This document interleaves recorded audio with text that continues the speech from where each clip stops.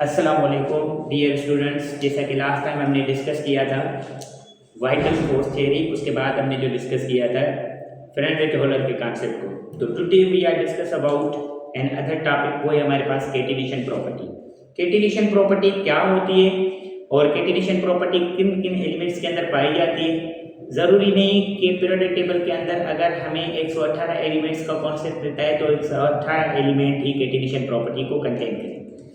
तो catenation property के बारे में पहले हम डिस्कस करेंगे कैटिनेशन प्रॉपर्टी है क्या। तो कैटिनेशन प्रॉपर्टी बेसिकली हमारे पास कार्बन के अंदर भी पाई जाती है, सल्फर के अंदर भी पाई जाती है, फास्फोरस के अंदर भी पाई जाती है, लेकिन सिलिकॉन के अंदर भी पाई जाती है। लेकिन हमारे पास सबसे ज्यादा अहम जो कैटिनेशन प्रॉपर्टी को कॉन्सेप्ट हमें मिलता है वो हमें मिलता है कार्बन के साथ। Carbon and other carbon element के साथ मिलकर मिलियन ऑफ द कंपाउंड की फॉर्मेशन करता है। मतलब कंपाउंड के अंदर जो होता है कार्बन कार्बन आपस में क्या करते हैं, सेल्फ लिंकेज करते हैं, और सेल्फ लिंकेज करने के बाद मिलियन ऑफ द कंपाउंड की फॉर्मेशन करते हैं, और ऐसे फेनोमेना को हम क्या कहते हैं, कैटिनेशन प्रॉपर्टी कहते हैं। तो आते हैं इसकी डेफिनेशन के ऊपर। दी self linkage between carbon atoms to form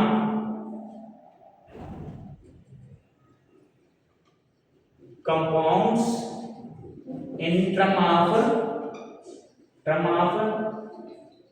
longest chain। मतलब कि यहाँ पर हमारे पास जो होता है कार्बन दूसरे कार्बन के साथ मिलकर सेल्फ लिंकेज करता है। सेल्फ लिंकेज करने के बाद आपके पास मिलियन ऑफ द कंपाउंड की फॉर्मेशन करता है, और वो कंपाउंड हमारे पास ओपन चेन में भी हो सकते हैं और साइक्लिक चेन में भी हो सकते हैं। जैसे ओपन चेन के अंदर अगर हम डिस्कस करें, बेटा ये देखिए, ये आपके पास कार्बन है, दूसरा कार्बन, तीसरा कार्बन, चौथा कार्बन, पांचवा कार्बन। तो ये हमारे पास 5 कार्बन के साथ मिलकर क्या बना रहा है, एक लॉन्गेस्ट चेन फॉर्म कर रहा है, और ऐसी लॉन्गेस्ट चेन को आप क्या कहते हैं, कैटिनेशन प्रॉपर्टी कहते हैं। यहाँ पर हमारे पास क्या बना, ये बना है हमारे पास एन पेंटेन। ये हमारे पास क्या बना, एन पेंटेन बना है। इसके बाद हमारे पास अगर हम डिस्कस करें कि हमारे पास 1 कार्बन, 2 कार्बन, 3 कार्बन, 4 कार्बन, ये 5 कार्बन, ये भी हमारे पास क्या है, कैटिनेशन प्रॉपर्टी की वजह से कार्बन ने एक खुद कार्बन के साथ मिलकर और एक कंपाउंड बनाया है, इसका नाम है नियोपेंटेन।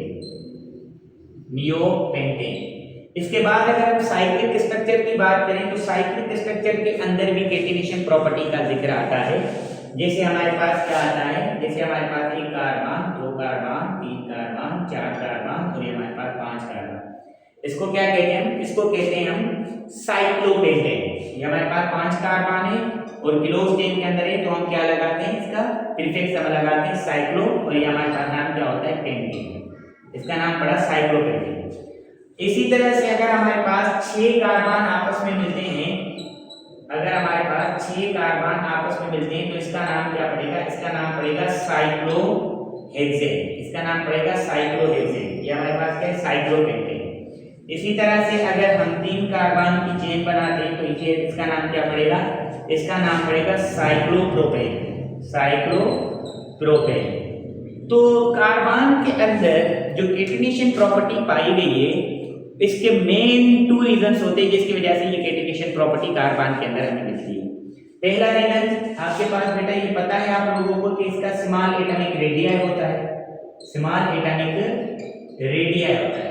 रेडियस जो कार्बन का होता है ये आपके पास क्या होता है, स्मॉल होता है। और दूसरा हमारे पास कॉन्सेप्ट आता है कि ये हमारे पास क्या होता है, हाफ फिल्ड एटम होता है। हाफ फिल्ड एटम होता है। और ये हमारे पास क्या होते हैं बेटा, इस दोनों प्रॉपर्टीज की वजह से हमारे पास कार्बन क्या करता है, कैटिनेशन प्रॉपर्टी को शो करता है। किसको शो करता है, कैटिनेशन प्रॉपर्टी को शो करता है। Catenation property one of the most important common property है, लेकिन ये हमारे पास स्पेशली कहां पर पाई जाती है, कार्बन के अंदर पाई जाती है। इसी तरह से जैसे देखें सल्फर के अंदर भी कैटिनेशन प्रॉपर्टी पाई जाती है, फास्फोरस के अंदर भी पाई जाती है, सिलिकॉन के अंदर भी पाई जाती है, लेकिन यहाँ पर रेयर केसों के अंदर पाई जाती है। लेकिन कार्बन के अंदर हमारे पास कैटिनेशन प्रॉपर्टी हमें क्या मिलती है, ज्यादा मिलती है। इसके बाद हमारे पास हम डिस्कस करते हैं कि हमारे पास इनकी प्रॉपर्टीज़ क्या होंगी, इनके प्रॉपर्टीज़ के बारे में हम इंशाल्लाह नेक्स्ट वीडियो में हम डिस्कस करेंगे। तो आज हमने जो डिस्कस किया है वो हमारे पास था कैटेनिशन प्रॉपर्टी, और मुझे उम्मीद है कि आप लोगों को ये कैटेनिशन प्रॉपर्टी अच्छे से समझ में आ गई इंशाल्लाह।